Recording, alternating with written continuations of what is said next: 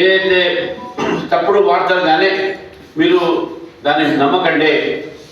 Cotton corporation of India me yield మొత్తం కొంటుంది. మాయిశ్చర్కు ఉన్నదంతా కూడా దేశమంతా ఒకటే పాలసీ ఉంది. జిన్నర్ మిల్ అసోసియేషన్ ద్వారా కూడా మాట్లాడి జిన్నర్స్ సంబంధించినటువంటి ఒక ఏదైతే కాటన్ బేస్కు వారు ఇచ్చినటువంటి ఒక ఏదైతే ప్రొక్యూర్మెంట్స్ ఉన్నాయో దాన్ని కూడా ఈరోజు ఆ సమస్యను కూడా తీర్చే ప్రయత్నంలో కేంద్రం ఉన్నది. దానికి కిషన్ రెడ్డి గారు కూడా చొరవ తీసుకుంటున్న విషయాన్ని కూడా మీ అందరికీ తెలియజేస్తున్నాం. అంతేకాకుండా మిత్రులారా, ఈరోజు మన ఈ 200 ప్రొక్యూర్మెంట్ సెంటర్ 200 దాకా ఉన్నాయి. పోయినసారి కేవలం 70 నుంచి 80 దాకా ఉన్నాయి. ఇప్పుడు 122 ఇప్పుడు యాక్టివ్గా ఉన్నాయి. గత సంవత్సరం అంటే బీజేపీ ప్రభుత్వం రాకముందు అక్కడ తెలంగాణలో కేవలం 70 నుంచి 80 దాకా ప్రొక్యూర్మెంట్ సెంటర్ ఉన్నాయి. కానీ దాన్ని డబుల్ ట్రిబుల్ చేయడం జరిగింది.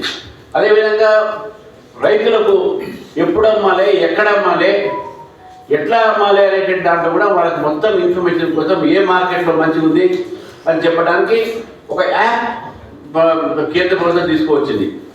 డైరెక్ట్గా సిసిఐకు వాళ్ళు ఈ బ్రోకర్లకు మధ్యవర్తులకు అమ్మకుండా, దళారీ వ్యవస్థ మీద వాళ్ళు ఆధారపడకుండా డైరెక్ట్గా సిసిఐ అమ్మడానికి భారత ప్రభుత్వం ఒక యాప్ తీసుకొచ్చింది.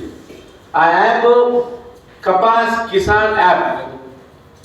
కేంద్ర ప్రభుత్వం కపాస్ కిసాన్ యాప్. దీని ద్వారా వారికి పూర్తిగా దాంట్లో రిజిస్టర్ చేస్తే ఈ యొక్క ట్రాక్ పేమెంట్స్, స్లాట్స్, ప్రొక్యూర్మెంట్ సెంటర్లో ఎక్కడ రేట్స్ వాళ్ళు ఫిక్స్ చేసి తీసుకుంటున్నారు, ఇవన్నీ కూడా దీంట్లో దాదాపు ఫార్మర్ ఒక ఇన్కమ్, రైతుల ఒక ఏదైతే ఆదాయం ఉందో 20 నుంచి 20% పెరిగే అవకాశాలు ఉన్నాయి. ఒకటి.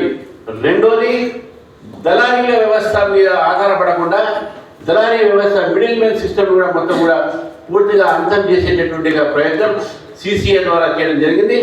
ఇది చేశారు. తర్వాత